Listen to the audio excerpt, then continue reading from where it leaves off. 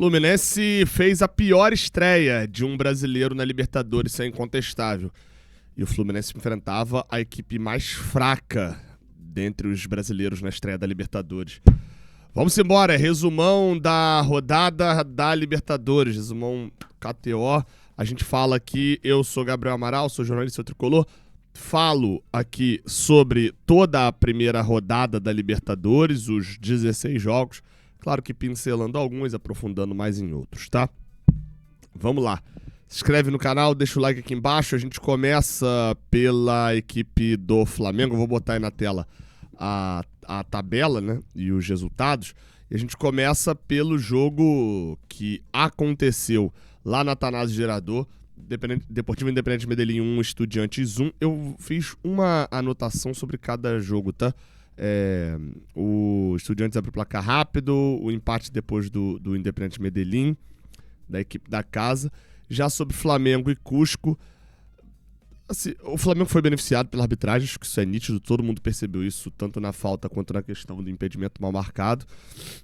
Mas o Flamengo foi muito superior no jogo, tá? Não parecia ter altitude lá em Cusco, como tem mais de 3 mil metros acima do nível do mar. O goleiro dos caras fez pelo menos umas 4, 5 defesas. Então, assim, o Flamengo conseguiu jogar um jogo na altitude sem parecer que estava na altitude, a verdade é essa. Erros de arbitragem à parte, o Flamengo foi melhor e produziu para vencer a equipe do Cusco fora de casa, até com, enfim, dando velocidade no final para contra-atacar. O Bruno Henrique fez o primeiro, inclusive, de cabeça, e a Arrascaeta fez o segundo. Bem, para a próxima rodada, o que dá para analisar desse grupo? O Flamengo joga contra o Independente Medellín no Maracanã e pode abrir 5 pontos para o segundo colocado. Isso porque hoje, para o terceiro colocado, né? Que é para quem importa de verdade, né?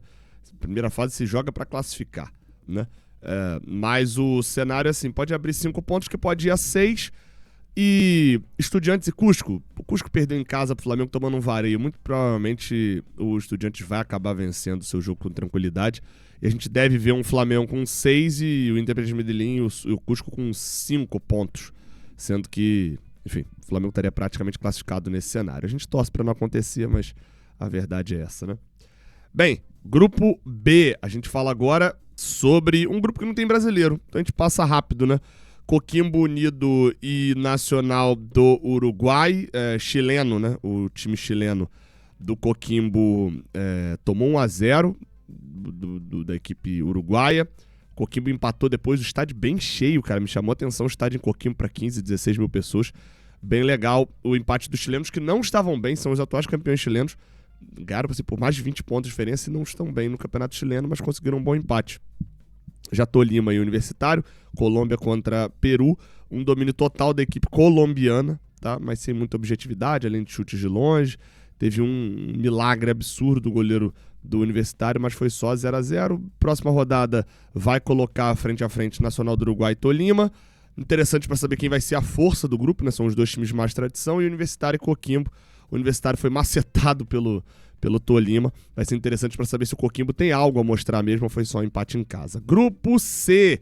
Aqui é o grupo do Fluminense, tá? Independente Rivadavia e Bolívar. Fluminense, o La Guaira e Fluminense. Sobre o La Guaira e Fluminense, o time venezuelano recebeu o Fluminense lá no Olímpico da Universidade Central da Venezuela. Jogo fraco. O Fluminense é muito mais time. Teve mais espaço. Conseguiu ter as melhores chances. O goleiro do La Guaira foi bem, fazendo 2 defesaças. O La Guaira mostrou o mínimo para competir, tá? Mas, assim, a depender desse jogo aí na Venezuela, vai lutar para ficar com a vaga na Sula, assim. E o Fluminense decepcionou na estreia. Você olha as estreias de outros times que foram cabeças de chave, pegando rapidamente os 2 que já foram aqui. Tanto a estreia do Nacional do Uruguai quanto a estreia do Flamengo, são 2 jogos fora de casa que foram bem melhores, mesmo enfrentando adversários mais fortes, do que a estreia do Fluminense lá na Venezuela, tá? Já a equipe, o outro jogo, né, Independente Rivadavia e Bolívar, vitória da equipe do Independente Rivadavia por 1-0, com um gol com 1 minuto de jogo, um erro da zaga na linha de impedimento e um azar do goleiro, porque a bola tá indo pra fora, ele espalma com a bola indo pra fora, né, bate no pé dele e acaba entrando. A zaga do Bolívar ainda se complicou pelo menos mais 3 vezes, assim, tava errando bastante o jogo a nível do mar, né, não sei se isso influenciou diretamente. O Independente Rivadavia chegou a ter outro gol, mas foi anulado. E o Bolívar até produziu alguma coisa, mas depois que teve uma expulsão no meio do segundo tempo, o Rivadavia foi quem teve mais pelo menos 3 chances, um domínio completo, chances muito perigosas, mas não conseguiu fazer saldo. Na próxima rodada, coloca frente a frente o Fluminense e o Independente Rivadavia no Maracanã. E o Bolívar contra o Laguaira lá no Hernando Siles, em La Paz, com altitude. Sobre o jogo do Fluminense, se o Fluminense não ganhar, esse jogo se tornou hiper importante. Se o Fluminense não ganhar esse jogo, vai ter 2 jogos fora de casa, depois desses, em sequência contra o Bolívar, lá na altitude de La Paz, e contra o Independente Rivadavia, em Mendoza, lá no estádio Malvinas Argentinas. Ou seja, se o Fluminense não ganha esse jogo, ele não vai ser favorito nos próximos 2 jogos e ainda vai ter só 2 pontos. Ou até menos, né? Se não ganhar, foi uma derrota. Então, esse jogo se tornou crucial para o Fluminense. Crucial. Com o empate lá contra o Laguaira, o Fluminense ainda se classifica dependendo só do Maracanã. Venceu os 3 jogos, vai a 10 pontos. Dificilmente, ano passado até teve um caso com a LDU, Flamengo e o Central Córdoba, né?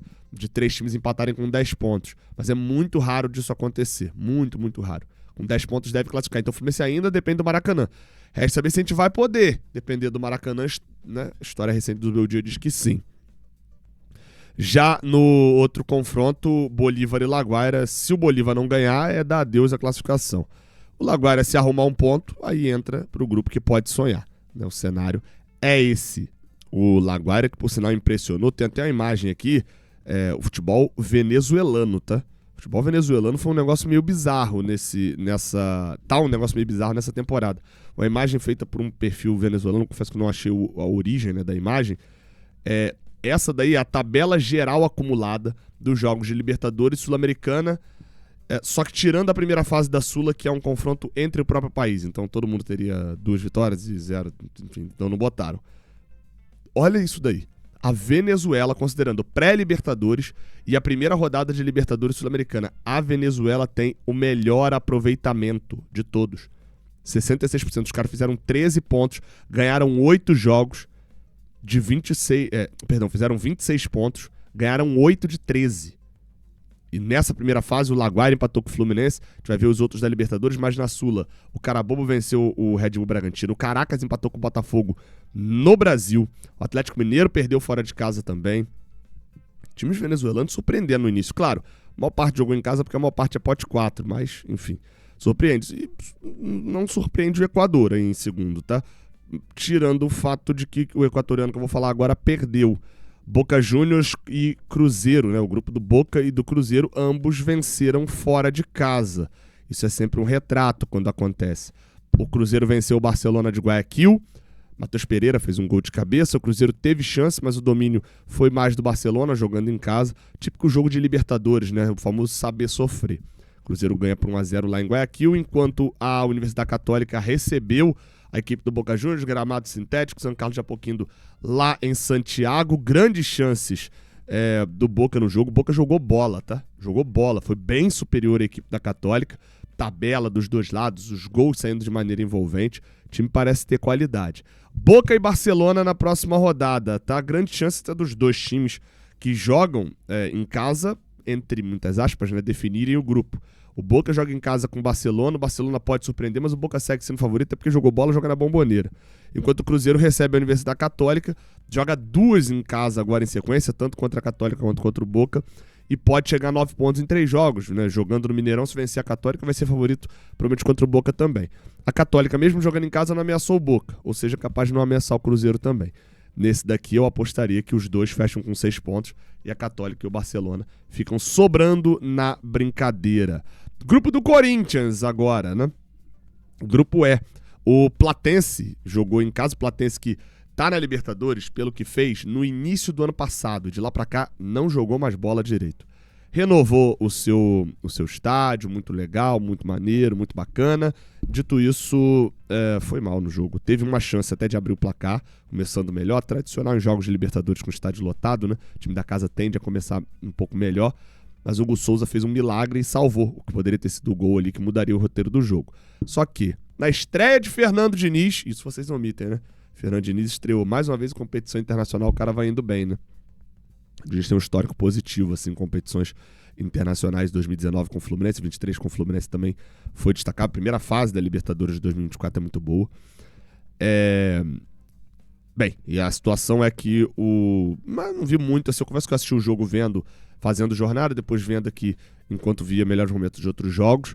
Não vi muito, assim, do dinizismo no jogo, naquela aproximação que a gente está acostumado. Na estreia do Diniz, o Corinthians venceu por 2-0. Fez o que tinha que fazer, vencer fora de casa. O Yuri Alberto, inclusive, fez o segundo gol. Chegou a perder no primeiro, cabia mais. O Corinthians foi melhor do que a equipe do Platense. O outro adversário era Santa Fé e Peñarol. Jogo lá no El Campín, em Bogotá. Um pouco de altitude no jogo, né? O Santa Fé chegou a abrir o placar de cabeça. Depois o time do Peñarol reclamou muito de um pênalti no marcado. Enfim, o jogo foi animado, bastante finalização para os dois lados. O Peñarol conseguiu empatar no início do segundo tempo. A próxima rodada reserva um Corinthians e Santa Fé na Neoquímica Arena. Bem, o Corinthians, igual ao Cruzeiro, joga 2 em casa agora. E tem uma missão de ganhar o Santa Fé para poder talvez até meter 9-9, né? Porque depois pega o Peñarol na Neoquímica Arena. É favoritaço pro jogo. Já o Peñarol favorito em casa também. Se ganhar, vem pra Neoquímica Arena, né, pro jogo contra o Corinthians, os dois com 6 pontos.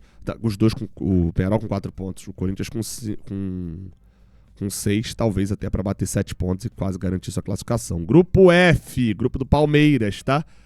Vocês estão vendo que até agora eu falei, os brasileiros, o Corinthians ganhou fora por 2-0, o Cruzeiro ganhou fora por 1-0, o Flamengo ganhou fora por 2-0, só o Fluminense empatou. Ah, Gabriel, mas o Palmeiras também empatou. Verdade, empatou com o Júnior de Barranquilha, lá em Cartagena de las Indias, acho que é assim que se fala. Um pênalti acidental no primeiro minuto de jogo praticamente, né? Dificultou muito a vida do Palmeiras. O Palmeiras chegou a empatar no segundo tempo, não foi um jogo brilhante, mas pressionou muito no segundo tempo, mais em chutes de fora da área, e chegou a ter uma chance o Júnior na reta final. O Palmeiras foi bem superior ao Júnior. O Júnior é um time maior do que o Laguaira. Não dá para comparar o futebol colombiano e o próprio Júnior ao que é o Laguaira. Então por isso que eu coloco... Ah, mas a viagem nossa era muito longa. A do Palmeiras foi ainda maior. Obviamente, todo mundo ganhou. A estreia do Palmeiras e do Fluminense acabam ficando um pouco abaixo, mas nem se compara você empatar com o Júnior fora do que empatar com o Laguaira fora, né? Já sobre o outro jogo do grupo deles, o Sporting Cristal massacrou. Já era um massacre, né, do Sporting Cristal contra o Cerro Porteño.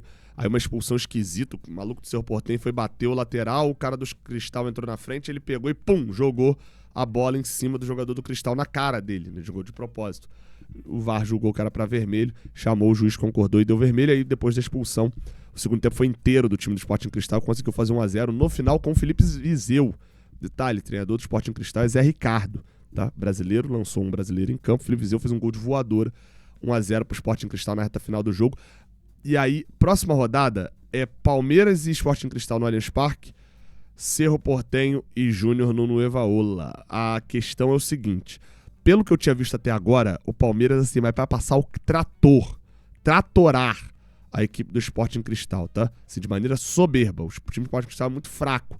E aí eu não sei se o Cerro Porteño é mais fraco ainda ou se o Cristal melhorou alguma coisa no comando do Zé Ricardo. O grupo segue totalmente sob controle do Palmeiras. Já sobre Cerro Porteño e Júnior é vida ou morte pro Cerro Porteño, né? Perdeu fora de casa para um adversário direto. Se perder em casa pro Júnior, faltando 4 jogos, vão faltar 2 jogos contra o Palmeiras. E aí é dar adeus às oitavas de final. O Júnior tem bola para vencer lá no Paraguai. Grupo G. A gente chega até o grupo do Mirassol. Bem, nesse grupo, o Mirassol venceu o Lanús por 1-0, mais parecido com o Mirassol 2025, tá? Um Lanús que praticamente não jogou no primeiro tempo, o Mirassol ainda estava pecando ali na organização ofensiva. Um gol que parece muito treinado, né? Primeiro no escanteio batido rápido do Reinaldo Neto Moura desviando, mas a bola saiu, aí foi anulado o gol. Outro gol de escanteio, outra vez Reinaldo, dessa vez João Vitor foi quem fez o gol de cabeça. Uma vitória gigante, muito comemorada pelo Mirassol com a lanterna do Campeonato Brasileiro, mas quem sabe o potencial desse time. No grupo tem Always Ready e LDU. E a LDU foi até El Alto, 4.100 metros acima do nível do mar, e venceu. Claro, para a LDU a subida é um pouquinho menos, influencia um pouquinho menos do que a gente, que eles vivem a 2.800, né? A base da seleção boliviana, que é o Always Ready, tentou chutar de onde dava, números altos de finalizações, mas acertando muito pouco ao gol. O próprio goleiro, o Gonçalo Vade, lá da LDU, fez boas defesas, foi um destaque do jogo. A LDU não mostrou nada demais num estádio semi-vazio. O gol foi na reta final do boliviano, Vidjamil, fez no finalzinho a vitória da LDU, vitória gigante para os equatorianos. Tá? A altitude, na teoria, pode atrapalhar a vida do Mirassol na próxima rodada, quando eles enfrentam a LDU lá no Casablanca, em Quito. Mas pode acabar quase classificando a LDU, porque se mete 6 pontos aí agora, vai para 2 jogos fora, difíceis, um grupo muito embolado, mas que ele tem a vantagem de quase todo mundo talvez perder ponto para o Always Ready lá, e ele ganhou, né? Então a LDU segue sendo favorita a passar em primeiro. O Mirassol não depende desse jogo aí para passar, provavelmente, né? Lanús e Always Ready, convenhamos, deu para o Always Ready, né? Se não perder em casa, eles não vão pontuar tanto fora assim. Precisa de um milagre fora um milagreis, né, na verdade. E um detalhe, eles nunca ganharam fora de casa pela Libertadores. Lanús deve chegar aos seus primeiros 3 pontos. Para fechar o último grupo, que não tem nenhum brasileiro, então eu passo rapidinho. Universidade Central da Venezuela, olha o outro venezuelano aí. 3-1 no Libertad, um jogo no mesmo estádio que a gente jogou na terça-feira, talvez até mais vazio, né, que pelas imagens pareceu. Vitória por 3-1 e o Libertad vai provando porque que era simplesmente o pior time do pote 2, né? Perdeu por 3-1, assim, de certa maneira, até um pouco tranquilo. O Libertad provou porque que era esse pior time, era o melhor de se enfrentar. Rosário Central empatou 0-0 com o Del Valle, esse jogo eu assisti, inclusive. Jogo intenso, o Rosário era um pouco melhor, e aí o Del Valle conseguia assustar. A questão é que o Júnior Sornosa, né, foi expulso de uma maneira ridícula no meio do segundo tempo, um tapa na cara do jogador do Rosário. A pressão da equipe da casa do Di Maria foi forte, mas não conseguiram gol. Próxima rodada tem Libertad e Rosário. Grande chance dos argentinos ganharem o jogo. Se der o óbvio, eles aniquilam a chance do Libertad no grupo e se colocam como principal time ali, provavelmente, para buscar a classificação, junto com o Del Valle. O Del Valle joga em casa. O time venezuelano da Universidade Central, que é líder do grupo, se permite sonhar, mas o nível é muito mais baixo do que o nível dos equatorianos do Del Valle, e ainda tem altitude. Acho que esse grupo, pelo que eu tô vendo, o Del Valle vai se classificar com facilidade. O Rosário Central, se der um mole na próxima rodada de tropeçar lá na Venezuela, pode se complicar dentro desse grupo, tá? Bem, analisei todos os jogos da Libertadores e vou pedir para você deixar um like aqui embaixo, se inscrever aqui no canal. Tamo junto. Até a próxima. Valeu.